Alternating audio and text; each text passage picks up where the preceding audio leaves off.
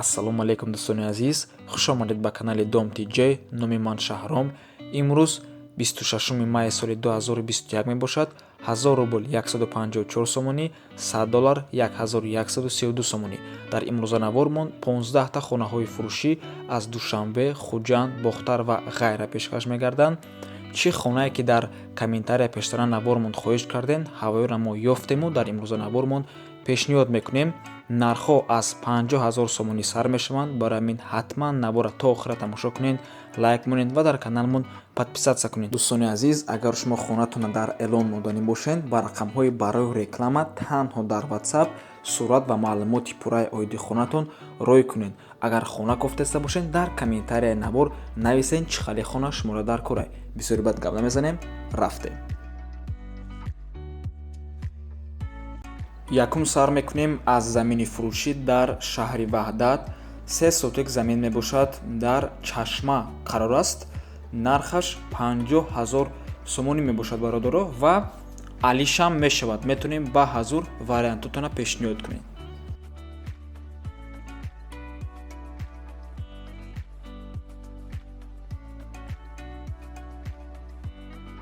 квартираи фурӯшӣ дар шаҳри Ваҳдат. як хонага квартира дар 7-ум ошона, бинои новостройка бо масоҳати 38 метри квадратӣ. хона коробкая, яъне бе ремонт, срочно фурӯхта мешавад. дом қариб буд шудагиае, 2-3 моҳи дига корш мондагиае. нархаш 145 000 сомонӣ мебошад. савдоам дорад ва алишам мешавад.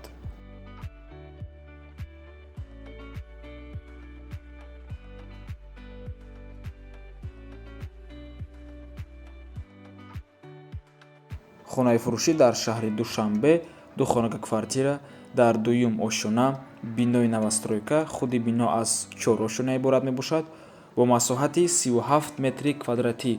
хона бигем ремонт надора ва қарор аст дар Гипразем пеши ҷамоати Чимтеппа.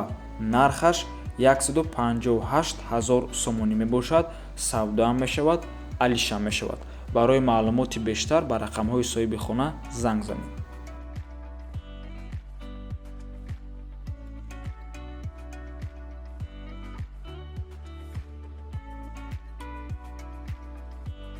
ҳавлии фурӯшӣ дар шаҳри Хуҷанд. 6 сотик замин, 2 дар хона бо ремонт. қарор аст дар маҳаллаи Лесхоз, бывши Вадник, кӯчаи Камоли Хуҷандӣ. нархаш 160 000 сомонӣ мебошад. муомилаам дорад ва алишам мешавад. ба квартира болои сум шумо бояд битенша.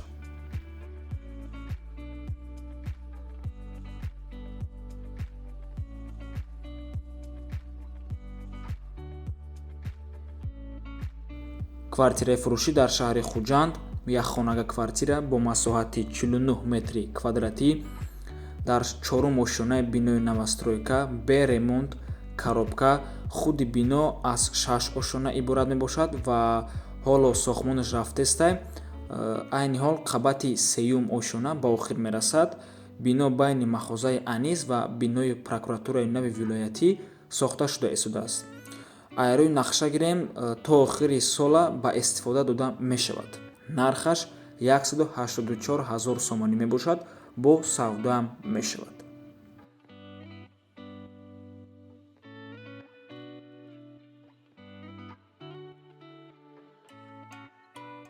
хонаи фурӯшӣ дар шаҳри Душанбе.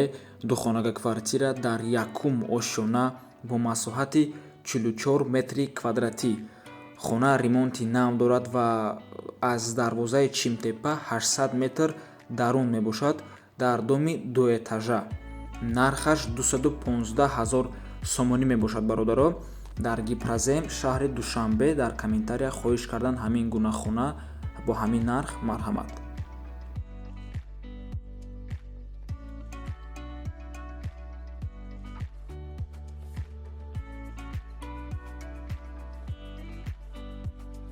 ҳавлии фурӯшӣ дар шаҳри Бохтар.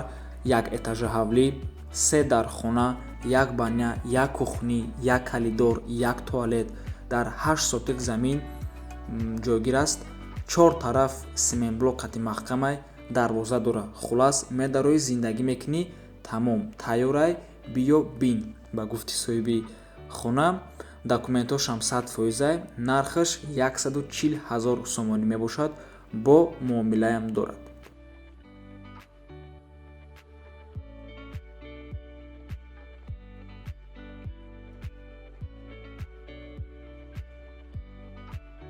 квартираи фурӯшӣ дар шаҳри Бохтар, якхонага бо масоҳати 48 метри квадратӣ дар сеюм ошонаи бинои советӣ ҷойгир мебошад. Ба гуфти соҳиби хона, хона бо таъмири аврупоӣ ба талабот ҷавобгӯ мебошад. Марҳамат дида бароед. Мактаб, бозор, мағозаи ёвар дар назди хона мебошанд. хона қарор аст дар Кайхонавардон, шаҳри Бохтар. Нархаш 200 000 сомонӣ мебошад, бо савдоам мешавад.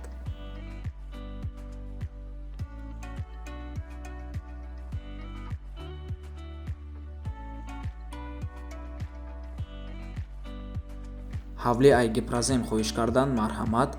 4 сотик замин, 5 дар хона қарор аст дар маҳаллаи Шайнак, Гипразем, шаҳри Душанбе.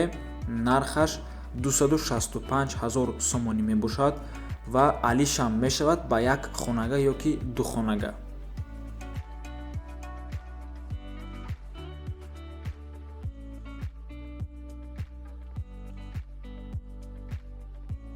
ҳавли фурӯшӣ дар ноҳияи Хуросон, деҳаи Хумдон. 2 дар хона, 9 сотик замин, об, свет ҳаст, дарахтҳои мевадиҳанда дорад. Гирдиш полни маҳкамай, аз шаҳри Бохтар 22 километр дур мебошад. Больница, мактаб дар қарибишай. Нархаш 140 000 сомонӣ мебошад, бо савдо мешавад, срочна фурӯхта мешавад.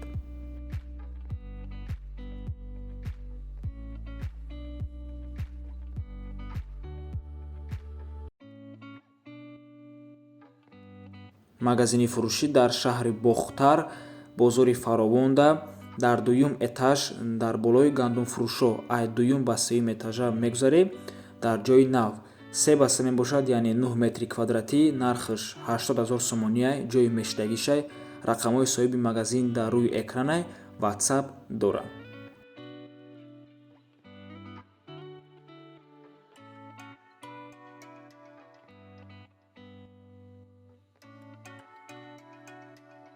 ҳавли фурӯшӣ дар ноҳияи Фирдавсӣ, ҷамоати Сарпушти Поён қарор дорад.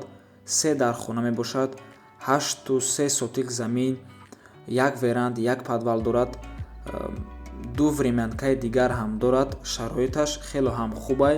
Нархаш 38 000 доллар мебошад, сомонӣ ва рубл дар рӯи экранай. Марҳамат, рақамҳои соҳиби хонаям дар рӯи экранай, савдо мешавад.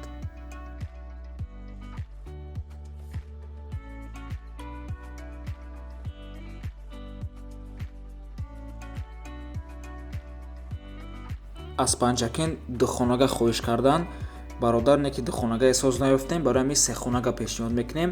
Сехонага квартира дар якум ошона, бинои советӣ, бо масоҳати 75 метри квадратӣ. хона дар шаҳраки Суғдиён қарор дорад, ноҳияи Панҷакент, доми 14В. фавран фурӯхта мешавад. нархаш 150 000 сомонӣ мебошад, бо савдоам мешавад.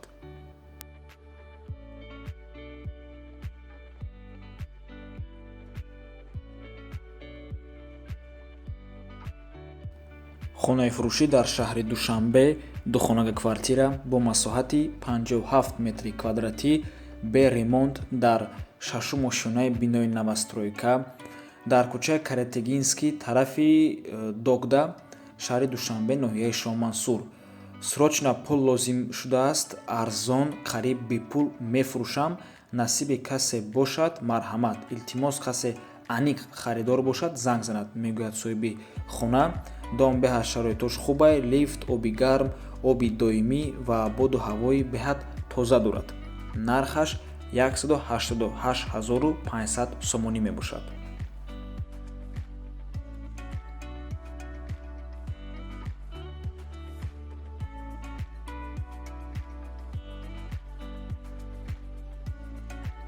дар комментария хонаи аренда пурсидан, марҳамат, якхонага квартира дар 4 ошона, бинои советӣ бо масоҳати 35 метри квадратӣ. хона бо ҳама шароитош таъмин мебошад. зимистон отопления дорад. райони беҳад ором назди супермаркети ёвар дар профсоюзай, дар наздикиш бозор, мактаб, садик ва поликлиника ҳастай. нархаш 1500 сомонӣ ҳар моҳа мебошад ва ба муҳлати дароз супорида мешавад. ва ин буд охирон хона дар имрӯза Навормон. раҳмати калон дӯстони азиз ки моро то охира тамошо карден. агар навор ба шумо писанд ояд ҳатман лайкро монед ва дар каналмон подписатсия кунед. То буздид барори кор шумода.